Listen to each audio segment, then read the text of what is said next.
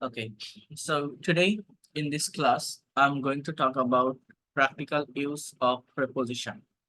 So first of all, we have to know the actual definition of preposition. I mean, what is preposition? Here you can see preposition একটি sentence বা বাক্যের অলংকার। অলংকার যেমন একজন মানুষের সৌন্দর্য বাড়িয়ে দেয়, তেমনি বাক্যে প্রিপোজিশন ব্যবহারের মাধ্যমে বাক্যের অর্থের সৌন্দর্য বেড়ে যায়। তাহলে প্রিপোজিশন কি করে? একটা অর্নামেন্টের কাজ করে। একটা মেয়েকে আপনি যদি হাতে চুড়ি, কানের দুল, নাকের নোলক, বিভিন্ন গয়না পরান, সিনেমার নায়িকাদের সাজায় না, নতুন বউকে সাজায় না, দেখতে যেমন সুন্দর লাগে, একটা ছেলেকে আপনি যদি কোট, শার্ট, টাই, বুট এগুলো পরান, দেখতে যেমন সুন্দর লাগে, একটা সেন্টেন্সে প্রেপোজিশনের ব্যবহার করলে সেন্টেন্সের সৌন্দর্য বেড়ে যায়। অর্থাৎ প্রেপোজিশন একটা সেন্টেন্সকে গর্জিয়াস করে তোলে, অলংকৃত করে তোলে, একটা সেন্টেন্সের সৌন্দর্য বৃদ্ধি করে। এখন এটা সেন্টেন্সে তো বসে, বাট কোথায় বসে? পজিশন মানে অবস্থান, আর প্রি মানে পূর্বে। এখন কার পূর্বে এটার অবস্থান? একটা সেন্টেন্সের নাউন বা প্রোনাউনের পূর্বে মূলত প্রেপোজিশন বসে থাকে। আবারও বলছি, প্রেপোজিশনটা একটা সেন্টেন্সে কোথায় বসে থাকে?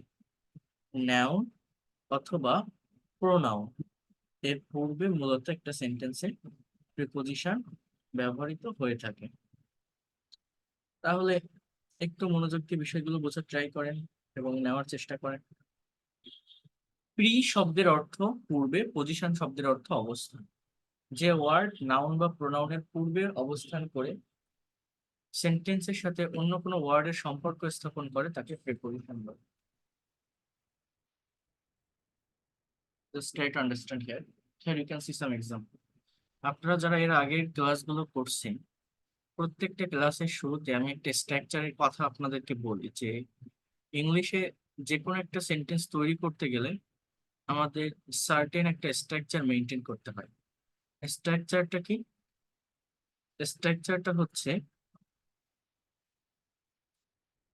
First of all we have to put a subject. After the subject we need to use verb. Okay, then we can use extension. এবং এক্সটেনশনের জায়গাটাতে আমরা কি বসিয়ে থাকি? এক্সটেনশনের জায়গাটাতে আমরা অবজেক্ট, কমপ্লিমেন্ট অথবা অ্যাডভার্বিয়ালস এর ব্যবহার করি। কিসের ব্যবহার করি বললাম? অবজেক্ট, কমপ্লিমেন্ট অথবা অ্যাডভার্বিয়ালস। সো অবজেক্টের পজিশনেও most of the time noun অথবা প্রোনাউন থাকে। অর্থাৎ try to understand here. Here you can see, for making any kinds of English sentence, first of all, you need a subject. After the subject, you have to put verb. After the verb, you need to use object. এই সাবজেক্টের স্থানে আমি আপনাদেরকে বলছিলাম যে noun বা pronoun থাকে। কি থাকে এখানে? Noun or pronoun. সাবজেক্টের স্থানে নাউন আর প্রোনাউন থাকে। আবার এই যে অবজেক্টের যে জায়গাটা, এই যে অবজেক্ট আমি এখানে লিখছি, অবজেক্টের জায়গায়ও কিন্তু most of the time noun আর প্রোনাউন। তো এই অবজেক্টের যে নাউন প্রোনাউন, ঠিক এর আগে মানে এইরকম একটা পজিশনে মূলত প্রেপোজিশন ব্যবহৃত হয়। ঠিক এরকম একটা পজিশন কিসের ব্যবহার হয়? প্রেপোজিশন। অর্থাৎ here you can see he goes to school, he goes to school। এই স্কুল একটা নাউন, এটার আগে টু বসছে, so that is a preposition. We live on rice, so rice is a noun here, and before rice here you can see on, so that is called preposition. It's called preposition. I come from UK, so that is also a noun, and before the noun here you can see from, that is preposition. So preposition এর প্লেসটা কোথায় একটা সেন্টেন্সে, এটা আমাকে বুঝতে হবে। অবজেক্টে যে নাউন বা প্রোনাউন থাকে, অবজেক্টে যে নাউন বা প্রোনাউন থাকে, মূলত তার আগে প্রিপোজিশনটা বসে থাকে most of the time. Okay, so প্রথমত এই জায়গাটাতে আমি আপনাদের প্রিপোজিশনের অনেকগুলো রুলস আছে, রেগুলেশন আছে, সেগুলো পড়াবো, সেগুলো আমি আপনাদেরকে দেখাবো। বাট দেখানোর আগে প্রিপোজিশন ডিকশনারি, অর্থাৎ এক একটা প্রিপোজিশনের অ্যাকচুয়াল মিনিং গুলো কি, অ্যাকচুয়ালি এরা কোন ধরনের অর্থ দেয়, সেইটা আমি একটু আপনাদের আগে বলবো। দেন প্রত্যেকটা প্রিপোজিশনের যে ডিটেলস ইউজ আছে এটা আমি দেখাবো। তো এটা দেখার আগে যদি আমরা ওই প্রিপোজিশন ডিকশনারিতে একটু ভালোভাবে অ্যানালাইসিস করি, তাহলে এগুলো বুঝতে অনেক বেশি ইজি হবে, অনেক বেশি সহজ হবে। না হলে পরপর গতানুগতিক ধারায় মুখস্থ করে কখনো এগুলো মনে রাখা যায় না।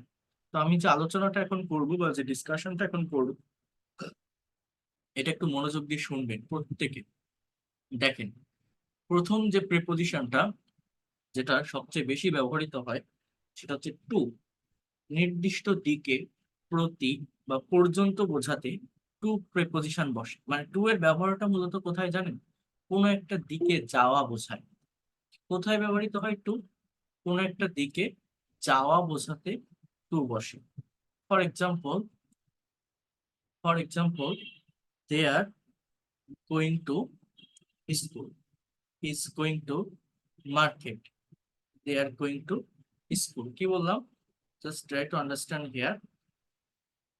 They are going to market. তারা বাজারে যাচ্ছে। তাহলে এই মার্কেটের আগে আমি টু বসাচ্ছি। অথবা he is going to school. কি বলছি? He is going to school. এরকম কোনো দিকে যাওয়া বোঝাতে টু বসে। অথবা কারো প্রতি বা পর্যন্ত, কারো কাছে আসা যাওয়া বোঝাতে টু প্রিপোজিশনের ব্যবহার হয়। যেমন, সে আমার কাছে আসে।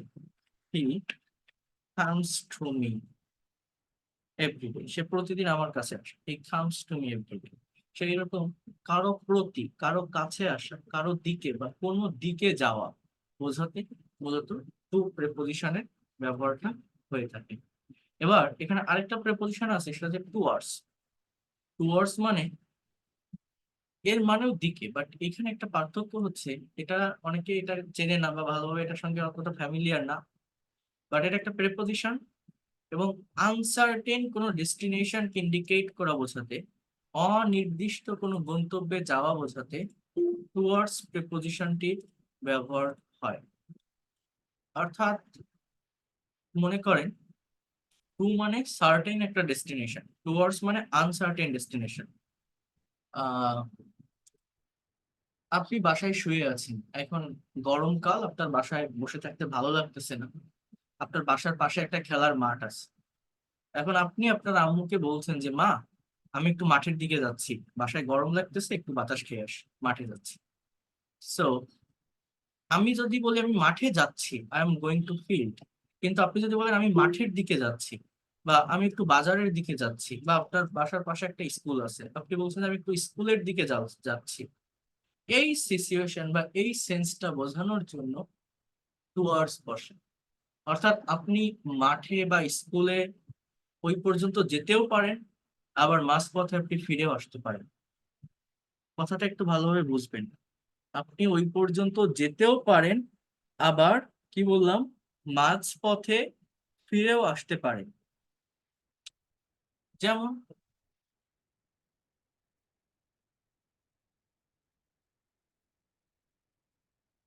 I am going towards school. আমি স্কুলের দিকে যাচ্ছি। অর্থাৎ আমি স্কুল পর্যন্ত যেতেও পারি, আবার মাঝপথে আমি ফিরেও আসতে পারি। অর্থাৎ আমার বাসায় ভালো লাগতেছে না, তাই আমি বাইরে বের হয়েছি। এখন বের হয়ে কোথায় যাচ্ছি? স্কুলের দিকে যাচ্ছি। এখন আমি যে ঠিক স্কুল পর্যন্ত যাব, এটা আমি শিওর না। এরকম আনসার্টেইন ডেস্টিনেশন প্রকাশ করার জন্য টুয়ার্ডস প্রিপোজিশন ব্যবহার করা হয়। আর যদি আপনি বলেন ডিরেক্টলি যে আমি স্কুলেই যাচ্ছি, I am going to school, certain destination প্রকাশ করার জন্য টু প্রিপোজিশন ব্যবহৃত হয়। তাহলে কি আমি আপনাদেরকে এই বিষয়টা বোঝাতে পারলাম? টুয়ার্ডস এবং টু। টু হচ্ছে নির্দিষ্ট কোনো দিকে যাওয়া বোঝায়, আর টুয়ার্ডস হচ্ছে অনির্দিষ্ট কোনো গন্তব্যে যাওয়া বোঝায়। এরপর দেখেন, এক, স্থান বা সময় বোঝাতে বা নির্দিষ্ট সময়ের পূর্বে এক প্রেপোজিশন বসে। অর্থাৎ এইটার ব্যবহার আবার কেমন? এক মূলত বসে থাকে সার্টেইন টাইমের আগে। সার্টেইন টাইম বলতে ঘড়ির কাঁটা। অর্থাৎ এই যে আমি ক্লাস নিচ্ছি, আমি যদি বলি আমি আপনাদের আজ রাত 9টায় ক্লাস নিব। ইংলিশে কি হয়?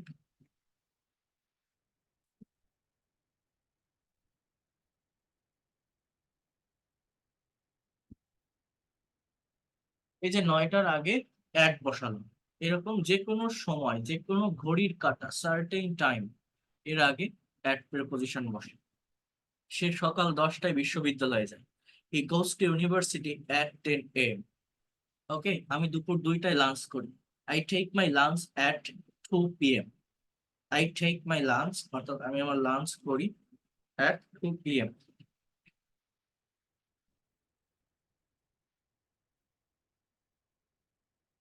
So in this way, before the certain time, you have to use at. The another use of this preposition is place. যে কোনো ছোট জায়গা, স্মল প্লেস, এর আগে অ্যাট বসে। হি লিভস অ্যাট ভিলেজ, সে গ্রামে বাস করে। হি লিভস অ্যাট দিস উপজেলা, সে এই উপজেলাতে বাস করে। I reached this station, at this station. So এরকম কোনো institution, I study at university of Dhaka. সেরকম কোনো প্রতিষ্ঠান, ইনস্টিটিউশন, স্টেশন, কোনো ছোট জায়গা, গ্রাম, শহর, জেলা, উপজেলা, ছোট জায়গাকে মেনশন করার জন্য তার আগে অ্যাট প্রিপোজিশন বসে। মূলত যে কোনো জায়গাকে মেনশন করার জন্য অ্যাট অথবা ইন এই দুইটা প্রিপোজিশনের ব্যবহার হয়। অ্যাট অথবা ইন এই দুইটা প্রিপোজিশনের ব্যবহার হয় ছোট জায়গা বোঝাতে। ছোট জায়গা বোঝাতে অ্যাট বসে, আর বড় জায়গা বোঝাতে আহ বড় জায়গা বোঝাতে ইন প্রিপোজিশন বসে। এখন দেখেন, একটু বোঝার ট্রাই করবেন একটা জায়গা, সেটা হচ্ছে মাস। মানে এই ইনের ব্যবহারটা আরো কত ব্রডেন্স, অর্থাৎ ইন হচ্ছে একটা পাওয়ারফুল প্রিপোজিশন। এই অ্যাটের আরো ব্যবহার আছে, বাট মেইনলি যে ব্যবহার সেটা আমি বলছি। অ্যাট দূরত্ব বোঝাতে বসে বা দামের আগে অ্যাট বসে, এরকম আছে, কিন্তু মেইনলি অ্যাটের ব্যবহারটা হচ্ছে দুইটা। একটা হচ্ছে ঘড়ির কাঁটা বা সার্টেন টাইম, একটা হচ্ছে স্মল প্লেস বা ছোট জায়গা। আর ইন হচ্ছে একটার সাথে একটাকে কম্পেয়ার করতে হয়। মাস বা বছরের আগে ইন প্রেপোজিশন বসে কোথায়? প্রথম ব্যবহার, মাস বা বছর, কোনো বড় স্থান, কোনো ভাষা বা বিষয়, এবং কোনো কিছুর ভিতরে বা মধ্যে বোঝাতে ইন বসে। আহ আমি যদি বলি যে সে জানুয়ারি মাসে জন্মগ্রহণ করেছিল, হি ওয়াজ বর্ন ইন জানুয়ারি। অথবা আমি যদি বলি সে 1996-এ জন্মগ্রহণ করেছিল, হি ওয়াজ বর্ন ইন 1995। এরকম ইয়ার আর মান্থ, সাল অথবা মাস, এর আগে ইন বসে ভাষা বোঝাতে। যেমন আই স্পিক ইন ইংলিশ, আমি ইংরেজিতে কথা বলি, এই ইংলিশের আগে একটা ইন প্রেপোজিশন বসাতে হবে। অথবা হি রোড, রাইট মানে লেখার past form rode, a poem in Bengali, সে বাংলা একটা কবিতা লিখেছিল। অথবা যে কোনো subject, for example he is studying in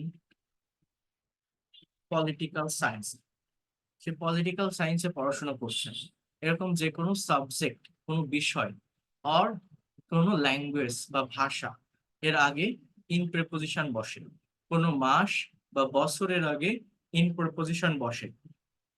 এছাড়া প্লেসকে ইন্ডিকেট করার জন্য তুলনামূলক বড় জায়গা হলে তার আগে ইন বসে।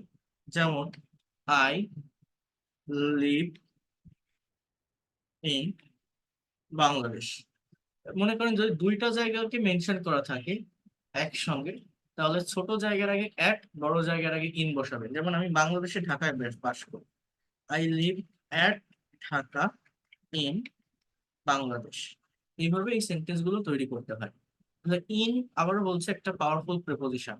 মাস বা বছরের আগে ইন বসে, কোনো বিষয় বা ভাষার আগে ইন বসে, বড় জায়গার আগে ইন বসে। এরপর দেখেন অ্যাবাউট মানে সম্পর্কে, ABOUT, বিটুইন এবং এমন। এখানে দুইটা প্রেপোজিশন একটা একসাথে বুঝতে হবে। দুইজন ব্যক্তির মধ্যে বোঝাতে বিটুইন বসে, দুইয়ের অধিক ব্যক্তি বা বস্তুর ভিতর বোঝাতে এমন বসে। যেমন এই আপেলটা রহিম এবং করিমের ভিতর ভাগ করে দাও, দুইজনকে আপেলটা ভাগ করে দাও। সো ইংলিশটা এরকম, divide the apple, try to understand here, divide the apple between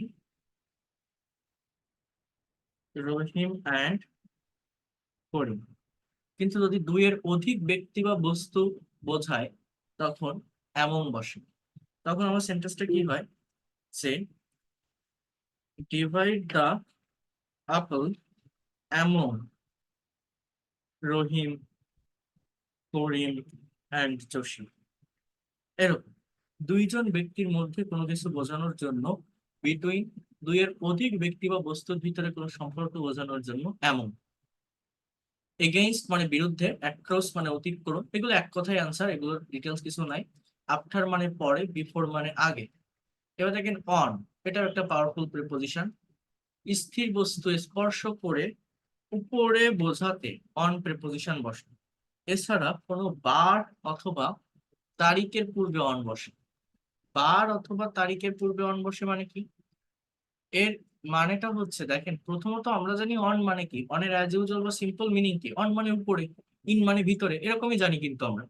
but দেখেন আমি একটু আলাদা করে বলি, এটা আমি আগেও দেখিয়েছি। ইংলিশে টাইম রিলেটেড প্রেপোজিশন, সময়কে মেনশন করার জন্য টাইম রিলেটেড প্রেপোজিশন মেইনলি বা প্রধানত হচ্ছে তিনটা। এটা হচ্ছে অ্যাট, ইন এবং অন। এই যে তিনটা প্রেপোজিশন আমি লিখলাম, এই তিনটা প্রেপোজিশনকে বলা হয় time related preposition, at, in এবং ওয়ান। এবং কোনটার ব্যবহার কোথায় এটা আমি আপনাদের অলরেডি বলছি, যে সার্টেইন টাইমকে মেনশন করার জন্য অ্যাট প্রিপোজিশন বসে। Where you have to mention the certain time. For example, he goes to university at 10 PM। Okay, sorry 10 AM। So এরকম সার্টেইন টাইম, একটা দুইটা তিনটা চারটা পাঁচটা দশটা, যে কোনো ঘড়ির কাঁটা এর আগে মূলত অ্যাট বসে। এছাড়া মাস বা বছরের আগে অ্যাট বসে। আমি এরকম একটা সেন্টেন্স বলছিলাম, মনে করেন আমি যদি একটা কথা বলি, 1952 সালে ভাষা আন্দোলন সংগঠিত হয়েছিল, এটার ইংলিশ কি বলতে পারেন? দেখেন, language movement was organised in 1952। আবার আমি যদি বলি ফেব্রুয়ারি মাসে আন্তর্জাতিক মাতৃভাষা দিবস পালন করা হয়, international mother language day is observed in February. এরকম 1952 ইয়ার্স এর আগে ইন, অথবা ফেব্রুয়ারি মান্থ এর আগে ইন, অর্থাৎ মাস বা বছরের আগে ইন বসে। কিন্তু যদি কোনো তারিখ বা বার থাকে তাহলে কিন্তু আমার এই অন প্রিপোজিশন বসে। অর্থাৎ আমি যদি বলতাম যে 21শে ফেব্রুয়ারি আন্তর্জাতিক মাতৃভাষা দিবস পালন করা হয়, তখন কিন্তু আমার এই যে ইনটা আমি এখানে লিখলাম, তখন আমার লিখতে হতো international mother language day is observe on 21 February. International mother language day is observe on 21 February. 16ই ডিসেম্বর বিজয় দিবস পালন করা হয়, victory day is observe on 16 December. আমি যদি বলি সে আগামী সোমবার আমার কাছে আসবে, কথাটা একটু বুঝবেন, সে আগামী সোমবার আমার কাছে আসবে, he will come to me on Monday, on Monday. সেরকম any kinds of day or date, it can be Friday, Saturday, Sunday, Monday, Tuesday, Wednesday, Thursday, যে কোনো day, even birthday or anniversary day, এই ধরনের কোনো দিবস বা দিন থাকলে তার আগে অন প্রেপোজিশন বসে। আর কোনো ডেট থাকলে, তারিখ থাকলে অন বসে। মাস বা বছরের আগে ইন বসে। সার্টেইন টাইম বা নির্দিষ্ট সময়ের আগে অ্যাট বসে। সার্টেইন টাইম বা নির্দিষ্ট সময়ের আগে অ্যাট প্রেপোজিশন বসে। মাস বা বছরের আগে ইন বসে। বার বা তারিখের আগে অন বসে। এই অ্যাট, ইন এবং অনের আরো অনেক জায়গায় ব্যবহার আছে, বাট মেইনলি টাইমকে মেনশন করার জন্য টাইম রিলেটেড প্রিপোজিশন এই তিনটা। আমি কি বোঝাতে পারলাম কোথায় কোনটার ব্যবহার হয় এবং কিভাবে হয়? জি স্যার, বুঝতে পারছি স্যার। আপনারা কি বুঝতে পেরেছেন কি বললাম? স্যার, জি স্যার, বুঝতে পেরেছি।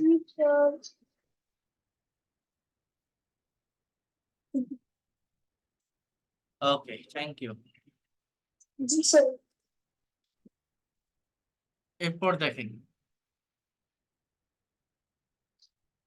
এখানে এই যে অন, আরেকটা আছে অ্যাবোভ, আরেকটা আছে ওভার। এই তিনটা প্রিপোজিশনের একটা কমন মিনিং হচ্ছে উপরে। অর্থাৎ অন মানে উপরে, অ্যাবোভ মানে উপরে, এবং ওভার এর বাংলা অর্থটাও হচ্ছে উপরে। সমগ্র অর্থে কর্তৃত্ব আরোপ করতে, বিপরীত বা অন্য পাশে বোঝাতে আমার এই ওভার প্রিপোজিশন বসে। ওভারের আরো অনেকগুলো মিনিং আছে, কিন্তু দেখেন তিনটা preposition on, above and over এর একটা কমন মিনিং হচ্ছে উপর। এখন পার্থক্যটা কি? There are some difference. স্থির বস্তুকে স্পর্শ করে উপরে বোঝাতে মূলত অন বসে। স্থির অবস্থায় থাকবে বাট অবজেক্টকে স্পর্শ না করে উপরে থাকলে অ্যাবোভ বসে। অবজেক্টকে স্পর্শ না করে উপরে চলমান থাকলে ওভার প্রিপোজিশনের ব্যবহার হয়। যেমন এগুলো বিভিন্ন বিসিএস, ব্যাংক জব বা অ্যাডমিশন টেস্টে এসে থাকে এই কোশ্চেন গুলো। ফর এক্সাম্পল, আমি যদি এরকম একটা সেন্টেন্স আপনাকে বলি, দেখেন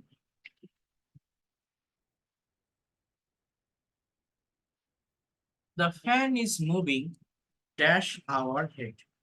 ফ্যানটা আমার মাথার উপর দিয়ে ঘুরতেছে, ঠিক আছে? এখন এই শূন্য স্থানে অন হবে, অ্যাবোভ হবে নাকি ওভার হবে? কি হবে? এরকম বিসিএস এর কোশ্চেন এটা।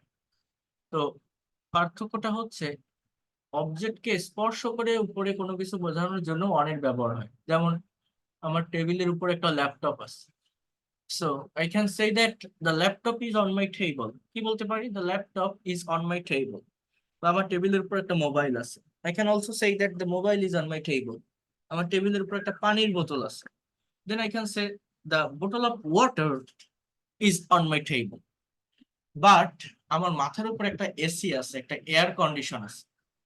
এখন কি বললাম? আমার মাথার উপরে আছে, বাট এটা তো আমার মাথার সঙ্গে লাগানো না, দেয়ালে লাগানো, ওয়ালে।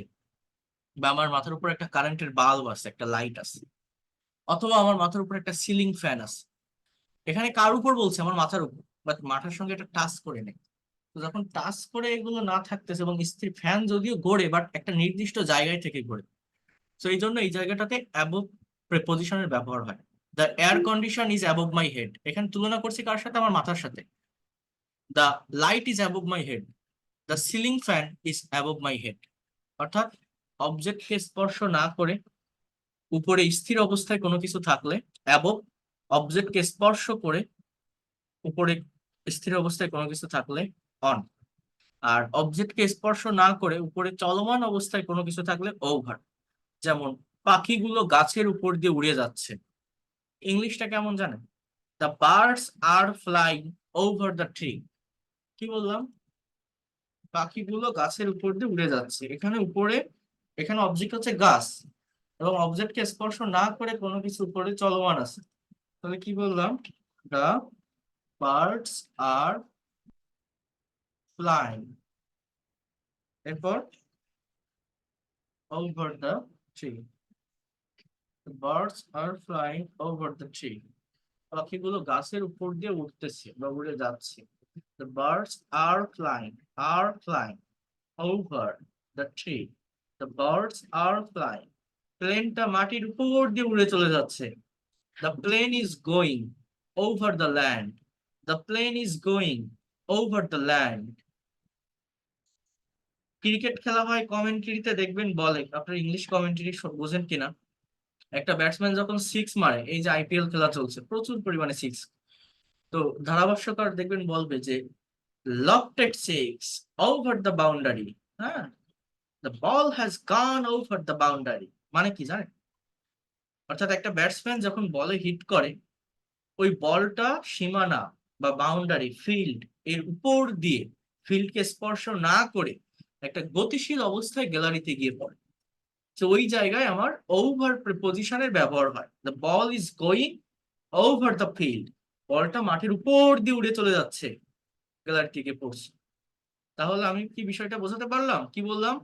অন, অ্যাবোভ অ্যান্ড ওভার, তিনটা প্রেপোজিশনের বাংলা অর্থ হচ্ছে উপরে। তিনটারই একটা কমন মিনিং হচ্ছে উপরে। অন মানে উপরে, অ্যাবোভ মানে উপরে, ওভার মানে উপরে। ঠিক আছে? সবাই কি বুঝতে পারছেন? জি স্যার। জি স্যার। তাহলে পার্থক্যটা কি? অবজেক্টকে স্পর্শ করে উপরে স্থির অবস্থায় কোনো কিছু থাকলে, এগুলো খুবই ইম্পর্টেন্ট, এগুলো জানা থাকলে আপনার ইংলিশে আপনি প্রফেশনাল হতে পারবেন, এক্সপার্ট হতে পারবেন। এই জায়গাগুলো সম্পর্কে অনেকেরই কোনো ধারণাই নেই। তো অবজেক্টকে স্পর্শ করে উপরে স্থির অবস্থায় কোনো কিছু থাকলে অন প্রেপোজিশনের ব্যবহার হয়। অবজেক্টকে স্পর্শ না করে উপরে স্থির অবস্থায় থাকলে অ্যাবভ প্রেপোজিশনের ব্যবহার হয়। আর অবজেক্টকে স্পর্শ না করে উপরে চলমান অবস্থায় কোনো কিছু থাকলে ওভার প্রেপোজিশনের ব্যবহার হয়। আমি কি বোঝাতে পারছি আপনাদের? জি স্যার। জি স্যার, বুঝতে পারছি। ওকে, ভিডিও রেকর্ডিং স্টার্ট করুন। রেকর্ডিং তো স্টার্ট করা আছে, রেকর্ড হচ্ছে, তো রেকর্ড ক্লাস পাবেন। ফ্রি ক্লাসের মতো একবারে সব দেখতে গেলে হবে না। আমরা এই প্রেপোজিশন গুলো মনে রাখা টাফ, অনেক হার্ড, বাট এগুলোর ব্যবহার, সঠিক ব্যবহার না জানলে আপনি ওই ছোট ছোট রুলস পড়ে স্পোকেন শিখে কোনো লাভ হবে না। প্র্যাকটিক্যালি ল্যাঙ্গুয়েজ শিখতে হবে, একটু সময় লাগলেও, একটু কষ্ট হলেও যদি এভাবে করতে পারেন, এই বিষয়গুলোকে আপনি ধরে রাখতে পারবেন, আপনার অ্যাসেট বা সম্পদ হিসাবে নিতে পারবেন, নেক্সট জেনারেশনকে শেখাতে পারবেন। এক লাফে অধৈর্য হলে হবে না, এই কথাটা আমি বারবার বলি। এক লাফে আমি ইংলিশে কথা বলবো, কথা বলা শিখবো, প্র্যাকটিস করবো, স্পিকিং করবো না, এটা করলে হবে না। আমি এইভাবে শিখাই না। আমি যেভাবে শিখাই আপনারা দেখে শুনে এখানে ভর্তি হয়েছেন, আপনারা জানেন। তো এই আজকের এই গ্রামাটিক্যাল ক্লাসটা একটু দেখতে হবে। দেন আমি তো বলছি যে নেক্সট ক্লাস থেকে আমরা মানে এই প্রিপোজিশনের পার্ট শেষ হলেই আমরা স্পোকেনে মুভ করবো। স্পোকেন আপনাদের শিখাবো, বাট সেটা শিখতে গেলে এই জিনিসগুলোকে কমনলি আমাদের ব্যবহার করতে হবে, কম্পালসারি আমাদের লাগবে। এগুলোকে স্কিপ করে কখনো স্পোকেন বলেন, রাইটিং বলেন ভালোভাবে শেখা যায় না, প্রফেশনালি শেখা যায় না। ভুল হতে থাকে, বারবার এরর হতে থাকে, মিস্টেক হতে থাকে। যে মিস্টেক গুলো আমরা যারা ইংরেজি শিখি বা শেখার চেষ্টা করি, বছরের পর বছর এই ভুলগুলো বা মিস্টেক গুলো করে আসি। এই জন্য অনেকেই আছে দেখবেন ইংলিশে কথা বলতে পারে, বাট বের করতে, মানে কথা বলতে পারে, সে জানে, সে মনে করে যে আমি সব জানি বা পারতেছি, বাট মানুষের সামনে কথা বলতে চায় না, কনফিডেন্ট পায় না। খালি ভাবে যদি ভুল হয় তাহলে কি হবে? বাট এই বিষয়গুলো জানা থাকলে ওই ভুলগুলো থেকে আপনি ওভারকাম করতে পারবেন। এটা হচ্ছে মেইন কথা। এই জন্য একটু সময় লাগলে এগুলো দেখে আমাকে এগোতে হবে। বুঝতে পারছেন? সবাইকে বলছি, অধৈর্য হলে হবে না। আমি তো আপনাদের একটা সার্টেন টাইম বলে দিয়েছি যে 3 মাসের ভিতরেই কভার হবে, বাট এগুলো পড়ে এগোতে হবে। ঠিক আছে, এগুলো পড়ে, হ্যাঁ, না, ঠিক আছে। হ্যাঁ, এগুলো এগুলো স্কিপ করে এগুলো হবে না। হ্যাঁ, এরপর দেখেন, আন্ডার মানে নিচে, বিলো মানেও নিচে, এই দুটার ওইরকম কঠিন ব্যবহার কিছু নেই, আমি দেখাই দিচ্ছি। এরপর বাহাইন্ড মানে পিছনে, এই প্রিপোজিশনটা একটু দেখেন, পিছনে বোঝাতে বাহাইন্ড বসে, please stay behind me. Beyond মানে হচ্ছে নির্দিষ্ট সময় পর, কল্পনার বাহিরে বা সামর্থ্যের বাহিরে বোঝাতে বিয়ন্ড বসে। এটার আমি একটা এক্সাম্পল দিয়েছিলাম। বিয়ন্ড মানে কি? এটা হচ্ছে আহ মনে করেন আপনি বাজারে একটা বাইক কিনতে গেছেন, এটা আমি আগে একবার বলছিলাম। এখন আপনি বাইক তো অনেক দামি একটা ব্যাপার, অনেক টাকা পয়সার ব্যাপার একটা বাইক কেনা। তো সবাই একটা বাজেট নিয়ে যায়। এখন আপনি ইয়ামাহার শোরুমে গেছেন একটা R15 কিনতে, প্র্যাকটিক্যালি বোঝেন। এখন R15 ফর এক্সাম্পল ভার্সন 3, এই বাইকটার প্রাইস 4.5 লাখ টাকা। এখন ওই শোরুমে গিয়ে বাইকের আপনার পছন্দ হলো MT-15 ভার্সন 2। এখন MT-15 এর দাম 5,25,000 টাকা। এখন আপনি 4.5 লাখ টাকা নিয়ে গেছেন, বাট আপনার একটা বাইক পছন্দ হয়েছে যার দাম 5,25,000 টাকা। এখন ওই টাকা তো আপনার কাছে নেই। তখন ওই MT-15 এর গায়ে একটু হাত বুলায়ে আপনি বলতেছেন, এই বাইকের যে দাম, যে মূল্য, এত টাকা আমার কাছে নেই, এটা আমার সাধ্যের বাইরে, সীমানার বাইরে, আমার কাছে এত টাকা হবে না, আমি এটা কিনতে পারবো না। তো এই কথাটাকে, এই সিচুয়েশনটাকে ডিসক্রাইব করার জন্য এই বিয়ন্ড প্রিপোজিশনের ব্যবহার হয়। বিয়ন্ড, যেমন the price of this bike, the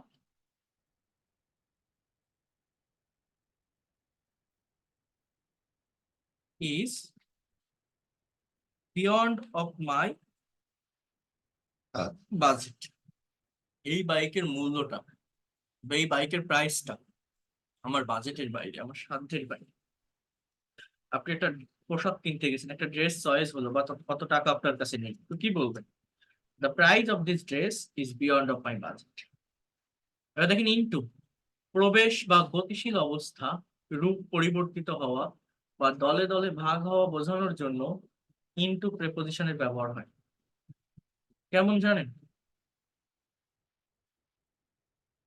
বাইরে থেকে ভিতরে কোনো কিছু ঢুকতেছে, অ্যাক্সেস করতেছে একটা গতিশীল অবস্থায়, এইখানে মূলত ইনটু এর ব্যবহার হয়। একটা ছেলে বাইরে থেকে এসে আমার রুমের ভিতর ঢুকলো, বাইরে আছে, দৌড়ে এসে আমার রুমে ঢুকলো। So I can say the boy entered into my room. So এটা আমার রুমে ঢুকে পড়লো। entered মানে ঢোকা, প্রবেশ করা, দেন into, অর্থাৎ বাইরে থেকে ভিতরে গতিশীল অবস্থায়। মনে করেন একটা ট্রেনে আপনি উঠবেন, ট্রেনের টিকিট কাটছেন, এখন সময় মতো পৌঁছাতে পারেননি, ট্রেনটা ছেড়ে দিবে, এরকম অবস্থায় আপনি দৌড়ায় গিয়ে ট্রেনের ভিতরে উঠে পড়লেন, চলন্ত ট্রেনে। So I can say he is getting into the train. He is getting, get মানে ওঠা বোঝায়, সে উঠতেছে ইনটু দ্য ট্রেন, ট্রেনের ভিতর। আর আমরা অনেক সময় বিভিন্ন ইম্পারেটিভ সেন্স ইউজ করি, যেমন don't get into the running train, don't get, don't get into the running train, মানে চলন্ত ট্রেনে উঠো না। অর্থাৎ একটা ট্রেন চলতেছে, আপনি হঠাৎ করে বাইরে থেকে একটা গতিশীল অবস্থায় দৌড়ায় গিয়ে ট্রেনের ভিতরে ঢুকে পড়লেন। এরকম গতিশীল অবস্থায় বাইরে থেকে ভিতরে কোনো কিছু প্রবেশ করা বোঝাতে ইনটু প্রেপোজিশনের ব্যবহার হয়। এছাড়া রূপ পরিবর্তিত হওয়া বা দলে দলে ভাগ হওয়া বোঝাতে ইনটু ব্যবহৃত হয়। রূপ পরিবর্তিত হওয়া অথবা দলে দলে ভাগ হওয়া, এই জিনিসটা কেমন বা মানেটা কি, এটা একটু আমি যদি আপনাদের বলি, সেটা হচ্ছে আহ আমি যদি বলি যে বাংলাদেশের একটা রাজনৈতিক দল আছে, জাতীয় পার্টি। এই জাতীয় পার্টির এখন বিভিন্ন ভাগ আছে। একটা হচ্ছে এরশাদের ভাই জিএম কাদের, এরা পরিচালনা করে, একজন রওশন আরা এরশাদ, আরেকজন হচ্ছে এরশাদ সাহেবের সেকেন্ড ওয়াইফ বিদিশা এরশাদ। এখন যাই হোক, এখন আমি যদি বলি যে জাতীয় পার্টি এটা একটা রাজনৈতিক দল, ইটস আ পলিটিক্যাল পার্টি। এখন আমি যদি বলি যে জাতীয় পার্টি আহ তিনটা গ্রুপে ভাগ হয়ে গেছে, তখন ইংলিশটা কেমন হয় জানেন?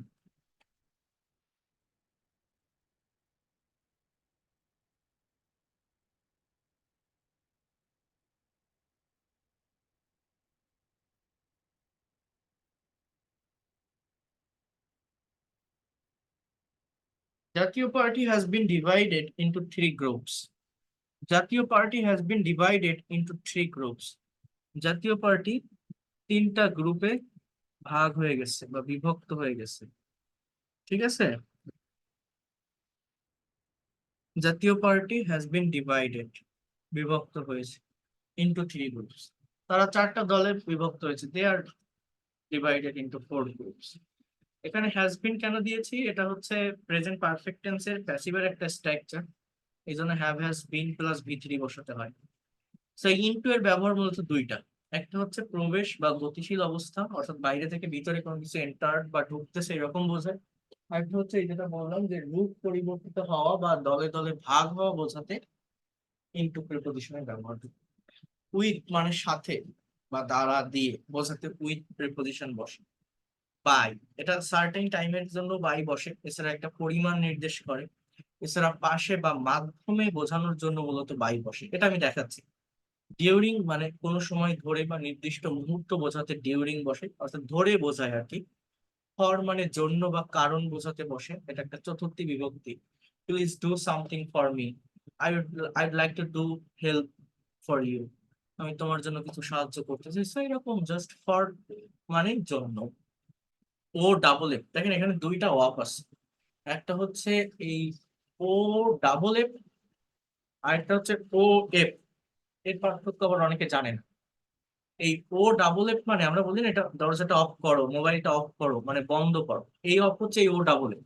ও ডাবল এফ এই অফ মানে হচ্ছে বন্ধ করা, অফ করা, বিচ্ছিন্ন অর্থে, মূল্য ছাড় অর্থে, বা কোনো কিছু থেকে পড়ে যাওয়া অর্থে বসে। আর ও এফ অফ এর মানে হচ্ছে পজেস করা, অর্থাৎ কারো অধিকারে কোনো কিছু থাকা অথবা কারো মালিকানায় কোনো কিছু থাকা বোঝায়।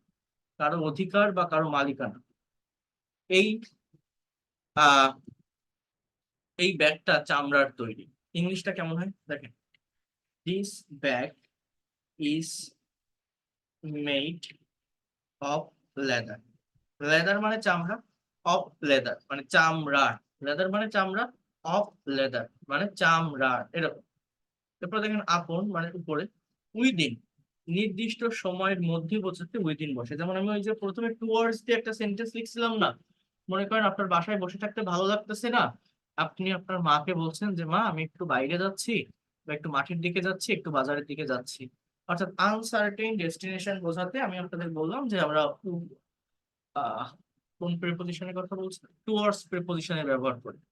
সো মনে করেন আপনি এরকম একটা সেন্টেন্স বলছেন যে আই অ্যাম গোয়িং